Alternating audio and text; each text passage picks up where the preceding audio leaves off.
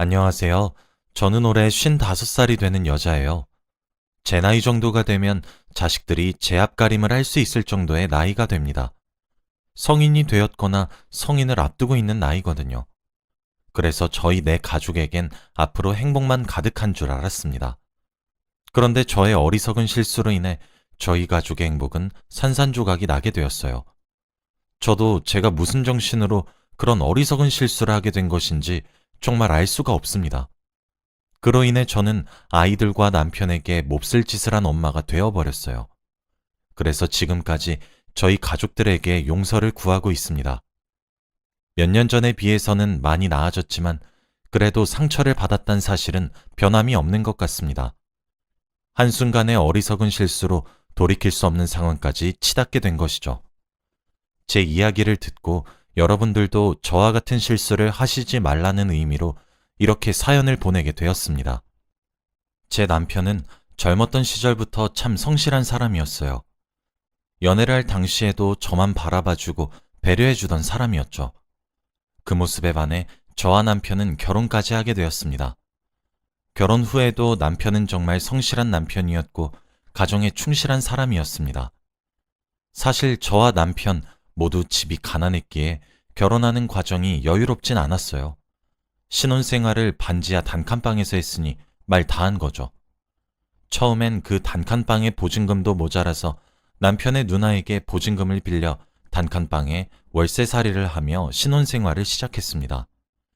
지금은 번듯하고 유명 브랜드 아파트에 살고 있으나 여기까지 오기에 참 많은 시간이 걸렸어요.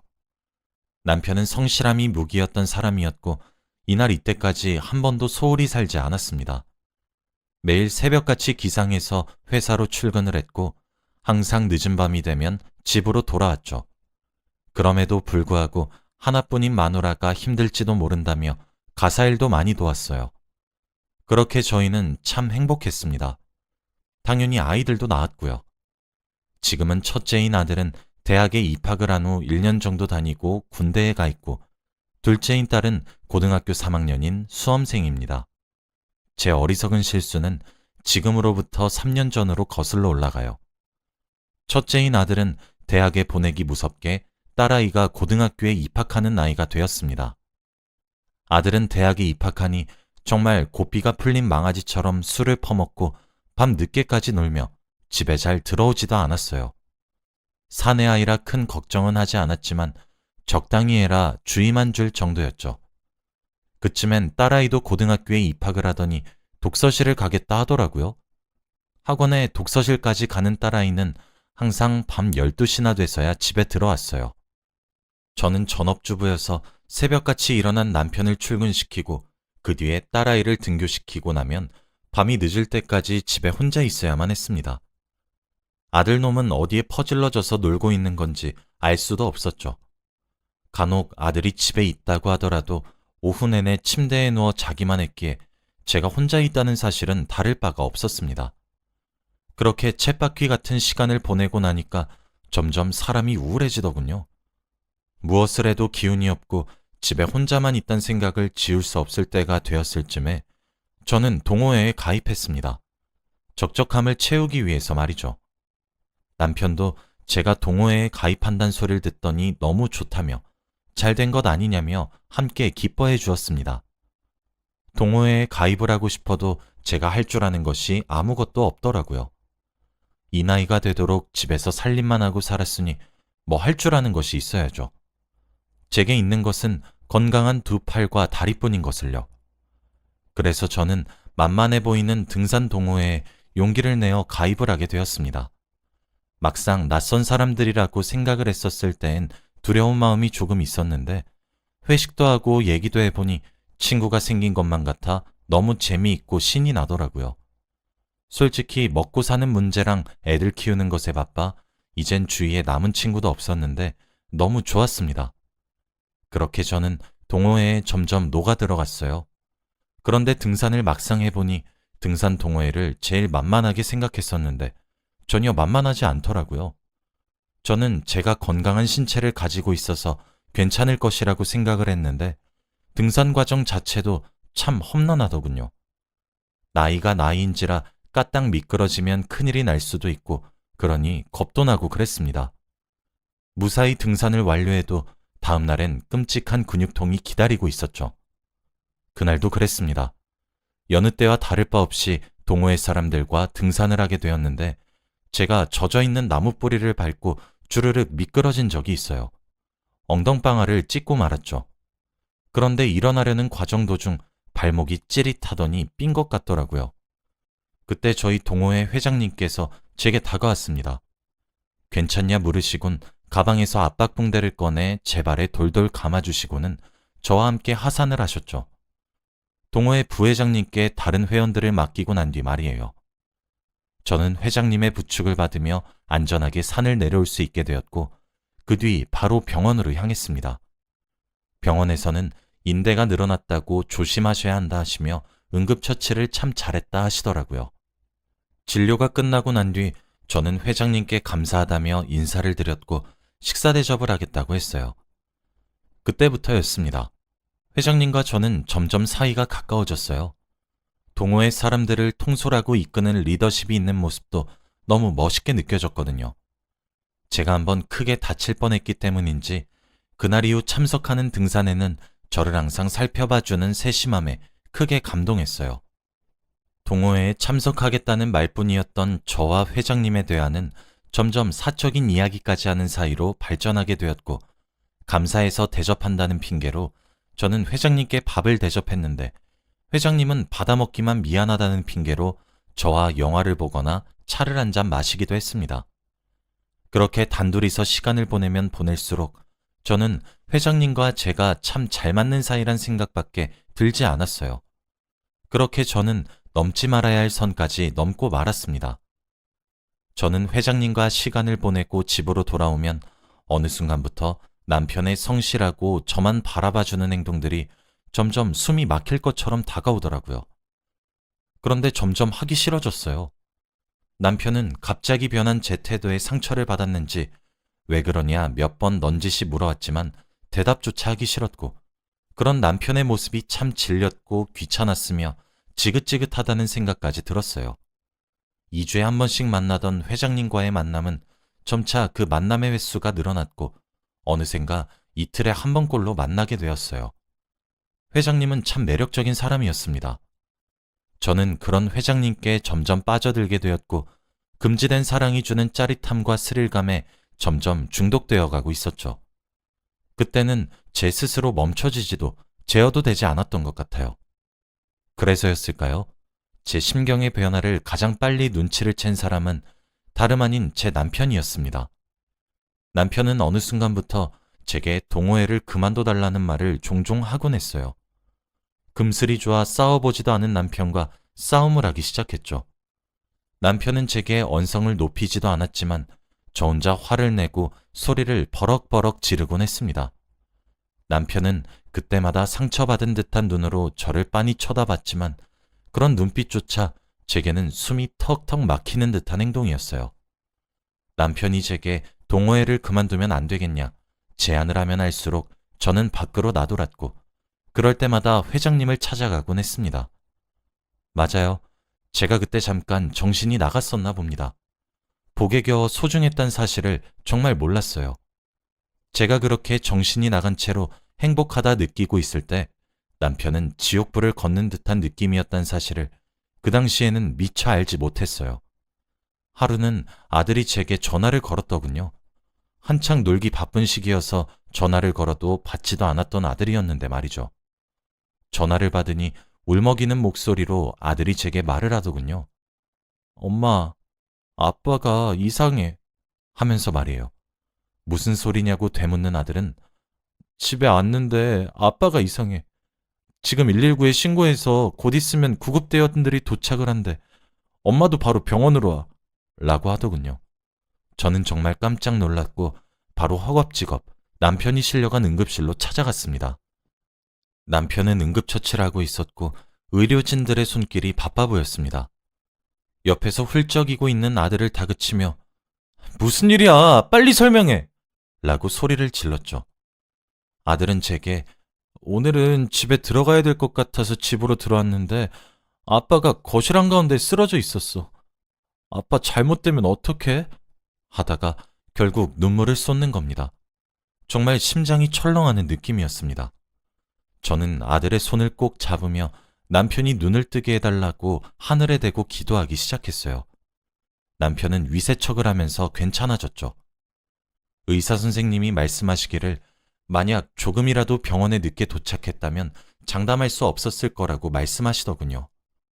저는 안도의 한숨을 내쉬며 아들에게 병원에 있으라 말을 하고 집으로 돌아갔어요. 남편과 제 옷가지를 챙기기 위해서 말이죠. 집에 도착해보니 여기저기 아주 집안 꼴이 엉망이더라고요. 거실부터 먼저 정리를 하고 있는데 소파 밑에 종이 한 장이 떨어져 있었습니다. 그것은 유언장에 적을 내용들을 연습한 종이처럼 보였죠. 거기엔 남편의 진심이 적혀 있더라고요. 안녕하세요, 변호사님. 이렇게 연락을 드리게 되어 정말 죄송하게 생각합니다. 저는 아내와 이혼을 할 자신도 없고 앞으로 살아갈 자신도 없는 것 같아 이런 결정을 하게 되었습니다. 제가 처음에 말씀드렸던 아내와의 이혼 소송이 아닌 상간남에 대한 소송만 제기해 주시길 간곡히 부탁드려요. 그 정도는 해야 저도 저승 갔을 때 마음 편히 있을 수 있을 것 같거든요. 그렇게 받아낸 위자료는 저희 아들에게 전해주세요. 딸과 아들이 반씩 가질 수 있게 해주시길 부탁드립니다. 그리고 여보, 반지하 단칸방 월세살이부터 시작해서 전세를 살고 자가를 가지게 되기까지 당신이 내 곁에 있지 않았다면 불가능했을 거라고 난 확신하고 있어. 점점 나에게 낯설게 대하고 거리를 두는 당신을 보면서 그러면 안 된다고 생각했지만 당신 몰래 휴대폰을 훔쳐보고 당신의 불륜 사실을 알게 되었어. 그 사실을 알게 되자마자 나를 위해, 우리 아이들을 위해 이혼을 해야겠다고 결심했지. 그렇게 변호사님을 찾아가게 된 거야. 그런데 변호사님이 내게 처음 해보라고 하신 일이 그간에 있었던 결혼 생활을 요약해서 적으란 일이셨어. 그동안 결혼 생활하면서 나는 당신과 행복했고 아름다운 추억을 적을 수밖에 없었지. 그랬던 당신과 도무지 이혼할 수가 없었어. 그러니 내 선택을 이해해줘. 우리 딸과 아들아, 너희 엄마를 너무 원망하지 말았으면 좋겠어.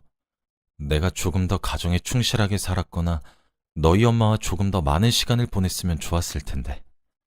한 집안의 가장으로서, 너희들의 아빠로서 이런 어리석은 선택을 하게 된 것을 이해해 주길 바라고 너무 원망하지 말아주길 바란다. 모든 것이 부족한 아빠 탓이야. 너희들과 엄마를 외롭게 만든 내 탓이니 너희 엄마를 원망하지 말거라. 아빠가 많이 사랑해? 라고 말이에요.